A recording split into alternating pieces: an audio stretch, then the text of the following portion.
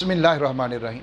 क्या आप ऐसा वजीफ़ा चाहते हैं जो एक वजीफ़ा हो और एक वजीफ़ा ही आपकी तमाम ज़रूरतों के लिए काफ़ी हो जाए, रिज़्क़ के लिए काफ़ी हो जाए, माल व दौलत के लिए काफ़ी हो जाए, दुश्मन से हिफाजत के लिए, नजात के लिए काफ़ी हो जाए, आपकी जितने भी ज़रूरियात हैं, जितनी भी ज़रूरियात हैं, आपके घर की ज़रूरियात माहाना लाखों में हैं तो उसके लिए काफ़ी हो जाए।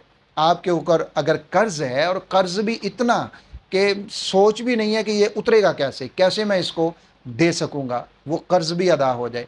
तो नाज़रीन इकराम, आज का अमल आपने समझना है, करना है, अपने अमल में लेकर आना है। फिर आप देखिएगा किस तरह से खालिक़ कायनात आपके ऊपर अपना फ़ज़ल फ़रमाते हैं और आपकी ज़रूरियात भी पूरी हो जाएंगी, हाजात भी पूरी हो जाएंगी, रिज़्क़ तो इतना ज़्यादा मिल जाएगा कि आप तक़सीम भी करते रहेंगे तो वो रिज़्क़ ख़त्म नहीं होगा। कभी भी घर में फाकों की नौबत नहीं आएगी, कभी भी घर में फाकों की नौबत नहीं आएगी। ये मैं चैलेंज के साथ ये बात कर रहा हूँ कि जो ये अमल करता है उसके घर में फाके नहीं आ सकते, उसके घर में रिज़्क़ की परेशानी नहीं हो सकती। शर्त यह है कि उसका यकीन अल्लाह रब्बुल इज़्ज़त की ज़ात के ऊपर हो और इस बात के ऊपर भी हो कि कुरान मोमिनीन के लिए रहमत भी है और कुरान मोमिनीन के लिए शिफा भी है। ये होना ज़रूरी है। अगर ये नहीं है तो फिर ज़ाहिर है अमल के वो जो फ़ायदो फ्यूज़ हैं, बरक़ात हैं, वो हमें हासिल नहीं हो सकती जब तक यकीन कामिल नहीं होगा।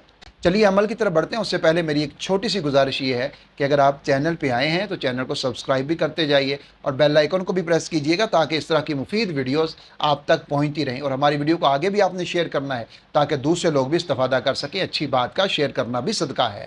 पहली चीज़ जो मैं अक्सर बात किया करता हूँ वो है नमाज, कुरान, इसकी पाबंदी।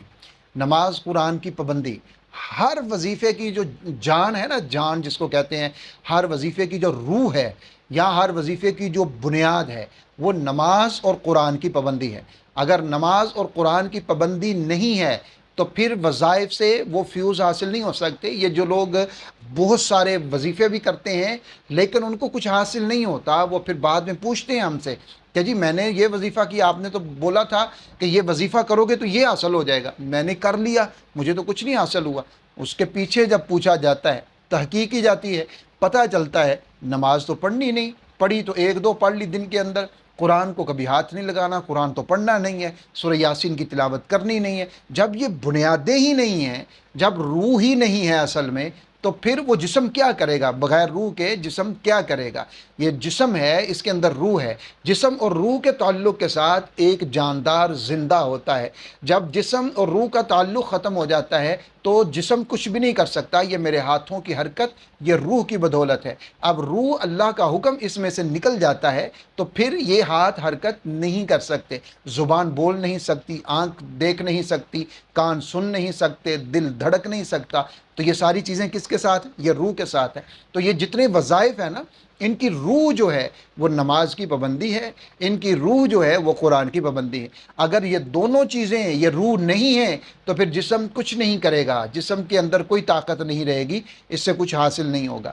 इसलिए आप इन चीज़ों की पाबंदी किया करें और फिर आप वज़ाइफ किया करें और फिर देखिएगा कि जिस तरह बताया जाता है उससे कहीं बढ़कर खालिक़ कायनात आपको अता कर देता है। उसकी अताएँ बहुत वसी हैं, बस लेने वाला होना चाहिए, मांगने वाला होना, तरीका आना चाहिए। तरीका आ जाए तो सारे काम हो जाते हैं। तो इसलिए आपने नमाज और कुरान की पाबंदी के साथ ये अमल करना है।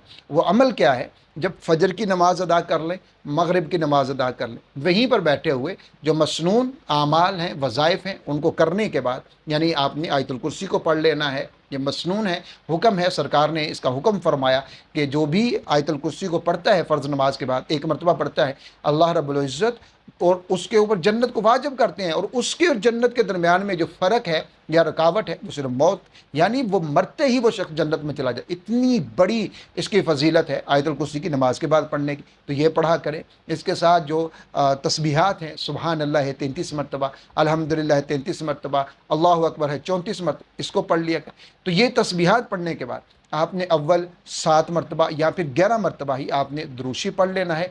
आखिर में भी जितना शुरू में उतना ही आखिर में दुरूशी पढ़ना है।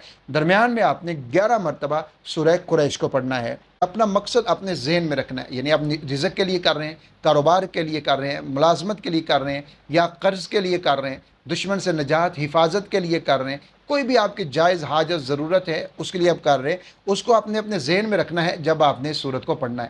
اس کو آپ نے فجر کے بعد پڑھا، اسی طرح آپ نے مغرب کی نماز کے بعد بھی اول آخر دروشی پڑھنا ہے، 7 مرتبہ پڑھ لیں، 11 مرتبہ پڑھ لیں، درمیان میں آپ نے 11 مرتبہ سورہ قریش کو پڑھنا ہے۔ انشاءاللہ تعالی اس کو آپ اپنا معمول بنائیں اور پھر آپ دیکھیں کہ کس طریقے سے اللہ تعالی زندگی کو تبدیل فرماتے ہیں۔ قسمت جس کو کہتے ہیں نا بدل جانا، قسمت بدل جاتی ہے، جس کو ہم پنجابی میں کہتے ہیں کہ فلاں نے دی تھی اللہ نے بام پھڑ لی۔ اس سے مراد یہ ہوتی ہے کہ اللہ تعالیٰ نے اس کے اوپر اپنی رحمت کر دیا، ایسا کرم کر دیا ہے کہ پہلے حالات کچھ تھے اور اب اللہ تعالیٰ نے اس کو اتنا عطا کر دیا ہے کہ وہ پہلے لیتا تھا تو اب لوگوں کو دیتا ہے۔ تو آپ کے ساتھ بھی ایسا ہی ہوگا انشاءاللہ تعالیٰ، لیکن یقین کامل کے ساتھ، نماز قرآن کی پابندی کے ساتھ آپ نے یہ عمل کرنا ہے۔ ویڈیو کو شیئر ضرور کرنا ہے، لائک بھی کر دیجئے، اپنا خیال رکھیے گا، دعا میں یاد رکھیے گا۔ اللہ حافظ ناصر۔